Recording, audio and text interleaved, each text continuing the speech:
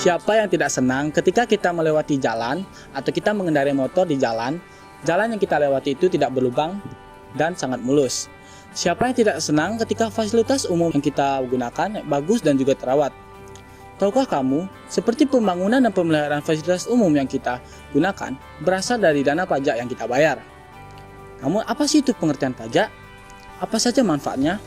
Yuk simak. Berdasarkan Undang-Undang Republik Indonesia Nomor 28 Tahun 2007 tentang Ketentuan Umum dan Tata Cara Perpajakan.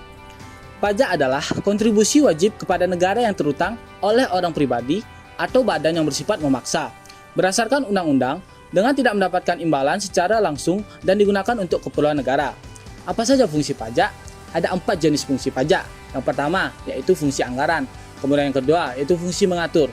Dan ketiga, ada stabilitas. Dan keempat, sebagai retribusi pendapatan. Perlu kalian ketahui, ada pun jenis-jenis pajak yang biasa dibayarkan, yaitu pajak-pajak pusat yang dikelola oleh Direktorat Jenderal Pajak. Yang pertama itu ada PPH atau pajak penghasilan. Yang kedua itu ada PPN, pajak pertambahan nilai, dan lain sebagainya. Kemudian yang diatur oleh provinsi yaitu seperti pajak kendaraan bermotor, bea balik nama kendaraan bermotor, pajak bahan bakar kendaraan bermotor. Kemudian yang selanjutnya adalah kabupaten kota, yaitu pajak hotel, pajak restoran, pajak hiburan, pajak bumi dan bangunan, dan lain sebagainya. Kemudian, apa sih manfaat pajak? Pajak merupakan sumber utama penerimaan negara.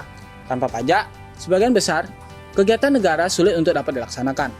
Penggunaan uang pajak untuk pembiayaan berbagai proyek pembangunan sarana umum seperti jalan-jalan, jembatan, sekolah, rumah, puskesmas, kantor polisi dibiayai dengan menggunakan uang yang berasal dari pajak.